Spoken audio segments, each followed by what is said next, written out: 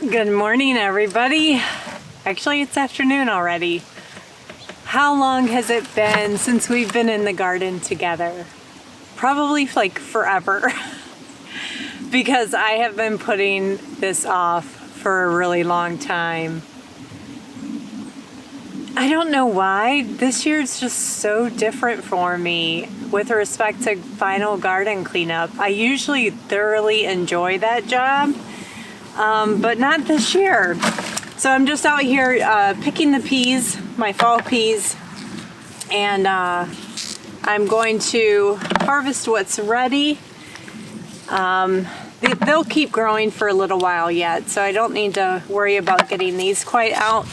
But the main job out here today is getting the garlic bed prepped. I'm not sure where exactly I want to put it 100%. So I'm going to prep one of the bed spaces for garlic and probably just give you guys a general update on the disaster that is my garden right now. But I'm really happy with the peas. They did really good for the fall. Definitely got some nice peas, much better than I ever have for a fall crop before. So while I was at the cabin this last week, I did start working on next year's garden plans, and I think not much different than what I did this year. Still very much focused on a staples garden. I think what I was wondering is, or questioning myself, is do I want to go ahead and try planting beans again, because I ended up getting a really great harvest of dry beans, black beans and white baking beans. But I don't really, when I designed my garden space, I didn't design it to ever grow crop beans other than like green beans. So I don't know if I'm going to do that or not. Still debating, but still pretty much the same. So I am going to go ahead and order some seeds. So I beat the mad rush. So if you haven't done that, go ahead and start planning. Get your seeds ordered just in case they're out. You know what's available, what you need to keep your eyes open for. Yeah, look at this, still flowering. And we've had several hard freezes already.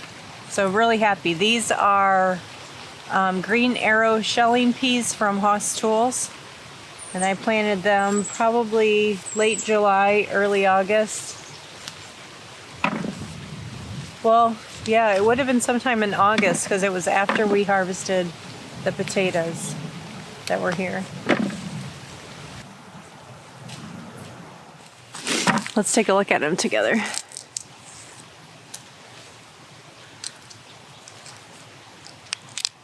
Nice. Beautiful. 1, 2, 3, 4, 5, 6, 7, 8. 8 peas in a pod. Nice. Well, I think I have decided that this back corner, I had this trellis. Can you guys see that trellis?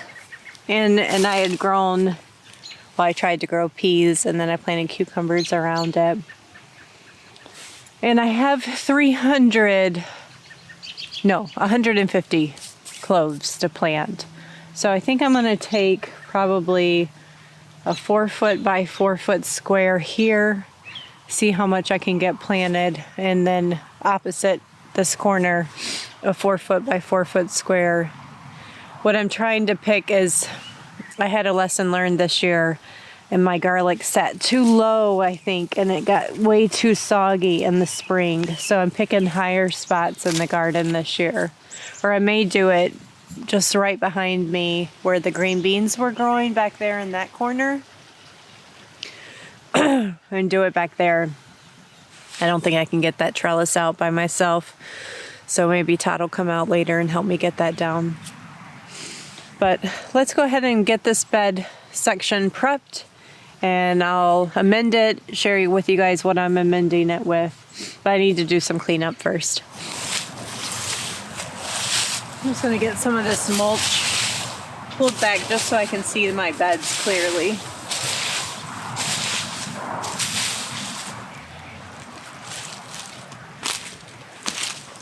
Okay, you ready for some bed prep? Let's do this.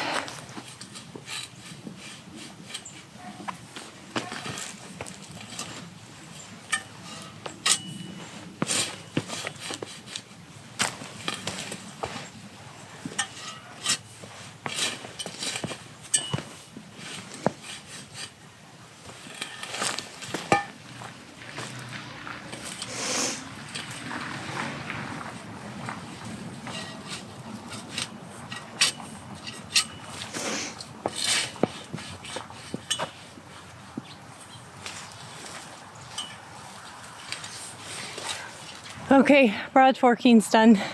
Now let's throw on some amendments.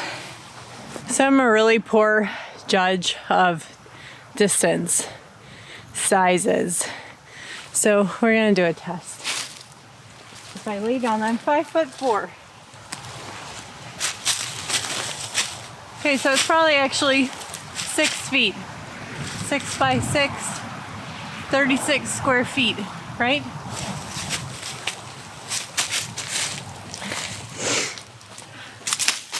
Okay, now I feel better. Now I know how much I'm at. So I'm adding bone meal, azomite, and an all-purpose fertilizer. The all-purpose fertilizer I wouldn't add as a fall amendment if I wasn't planting something, but since I'm planting something, we'll give it a little kickstart. So for the bone meal, bone meal, I'm going to add, it says 10 pounds per 100 square feet. So about 3 pounds. And this is a 3-pound bag. So we'll add the majority of it.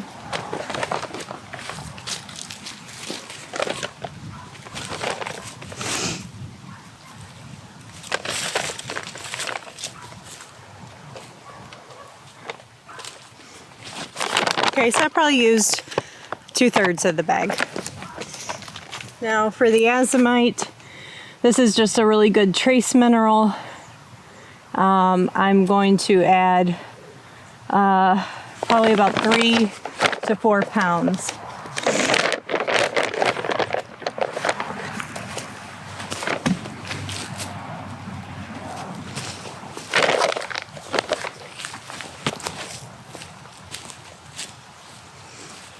Okay, and this is the all-purpose fertilizer I use. It's just a generic all-purpose fertilizer. So we're gonna add about a cup per 10 feet, it said.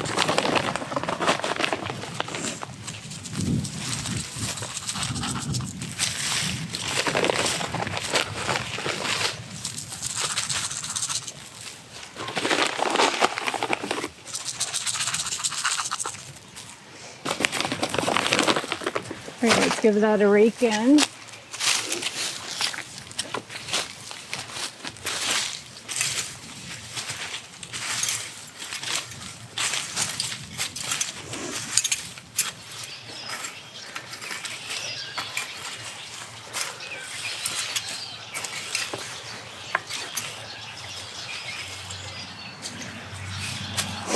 Alrighty, I got the garden beds good and prepped.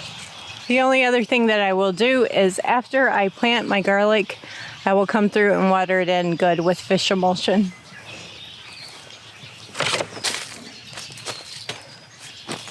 So let's go get our garlic, and let me tell you what kind I'm planting. It's my standards, so if you've been following me, you won't be surprised.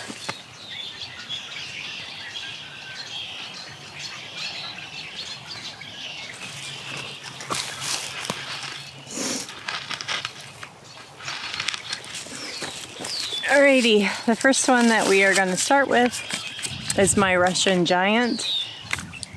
And I get my garlic from Michigan Herb Company. I've bought from them every time I've bought garlic. And I'm really happy with it. So you want to plant them about 2 inches deep, about 6 inches apart. Some of my rows are a little further apart than 6 inches.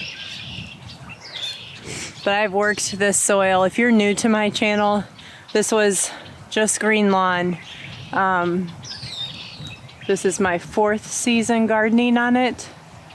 And this patch right here is brand new this year. So it had just been wood chipped and wood chipped and wood chipped.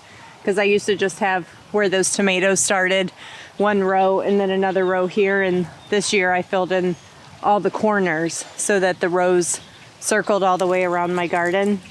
And I'm really happy with how it's working out. So if you've never planted garlic before, this is just like a flower bulb. This is where the roots are going to come out and your plant's going to come off here. And up here in Michigan, we plant, I'm zone 6B. We plant hardneck varieties. So you plant them in the fall and then we'll harvest them in July. And when you are planting garlic, you know it has the paper shell on the outside. Sometimes that tears off. If a little bit tears off, it's okay, but you want at least 80% of that paper shell still on there. Okay, the next variety is Music. Music is a really, really, really good variety to grow. I ended up getting 4 6-foot rows of the Russian Red Giant. I only have 3 rows. 1, 2, 3. I can probably make 4, I guess, if I squeeze.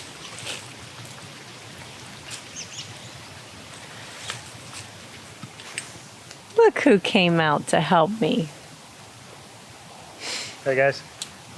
So I brought out some 4 sticks so I can mark my bed. And just remember come spring, because I'm going to have to add a lot of mulch to this, where exactly my bed is.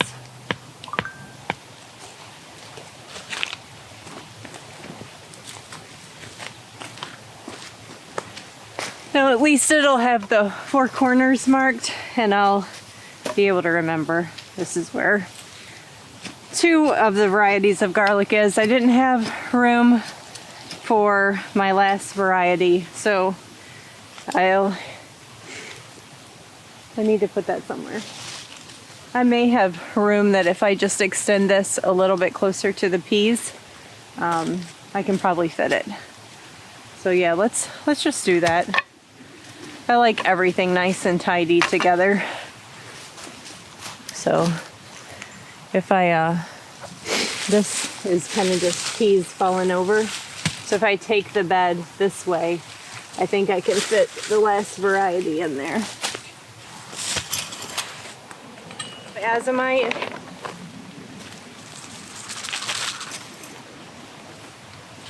Last variety is German Red.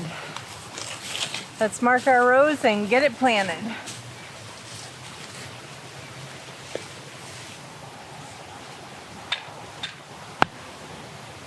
All right, I fit all of that in here, so that's great. All the way to the peas, down to the broad fork, and back up to this corner where I am right here. So it's nice. 1 corner dedicated to garlic till July, and then I can turn this in and after I harvest that and plant a fall crop. So guys, now's the perfect time. Up here in the northern climates, I'm actually just maybe 2 weeks late getting my garlic planted. So get your garlic planted if you haven't done so already. You can certainly plant it in spring in the southern climates, but up here up north, we really need to get that head start and get it in the ground this fall. So we're gonna keep cleaning up the garden. I did promise you guys I'll show you a couple of the things that are growing, so stick around for the walk out of the video and I'll show you a couple fun things. A couple beets. So this is one of my fall beds that I've done. The cilantro actually looks like it's about to bolt and go to seed, which is odd. It normally doesn't do that. So I got plenty of cilantro, a lot of beets still growing, some tatsoi. My collard greens did not come up. I don't know why. I've got a couple, but nothing to speak of. Some Russian red kale. Anyway, that is going to seed. And I'll let it just do its thing in case the bees come out one day and grab a little bit of something. And more beets at the end. Some of these are sticking out of the ground. Are they? Good. I thought we'd do a fun experiment and look at some of my fall carrots that I planted. Look at that. That's not bad. Let me put my hand up there. That's a perfectly beautiful snack-sized carrot. They're popping up out of the ground. Oh, wow, impressive. Remember how nervous I was planting back here? And I said, oh, nice. I said, I've never grown carrots in an earth bed and I didn't know if it would work. So one thing, oh, that's a funny one. One thing about, a lot of people will tell you that you can leave your carrots in the ground and harvest them in the spring. And I have done that. They do get mushy though after being frozen. So our ground freezes. How deep down does our ground freeze, Todd, here? I have no idea. At least a foot, huh? Yeah, probably. Probably a foot. So, I mean, they get frozen solid as big as carrots are. So I'm going to go ahead and harvest these and we'll just eat them fresh, snack-sized carrots. But that's not a bad snack-sized carrot. I'm very happy because it's very deceiving what they look like on top. They're, because like summer greens, summer carrots get such big, huge tops. That I did not expect that. Nice.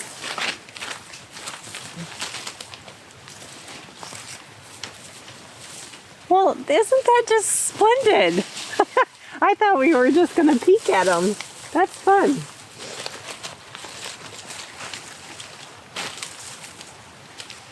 Gorgeous. Let me get these out and I'll show you what we got. Guys, that's a Michigan fall carrot. Isn't that fun?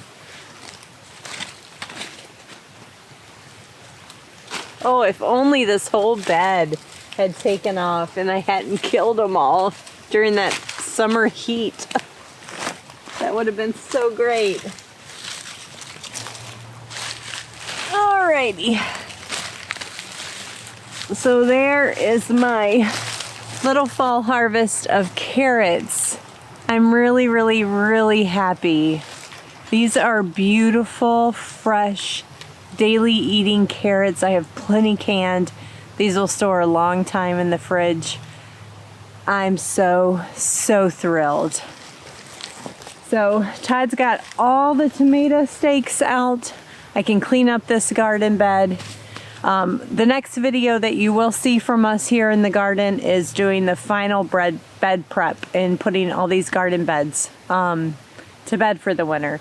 We do a very heavy grass leaf mulch, and I throw in my amendments and I broad fork everything. Basically what you already saw me do today, but I'll show you the end result as we walk away from our gardening season this year.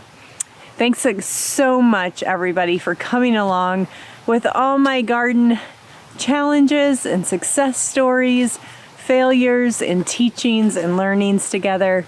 You guys have been the best. And thanks to the infrastructure guy. Yeah, you're welcome. The heavy lifting. Talk to you guys later.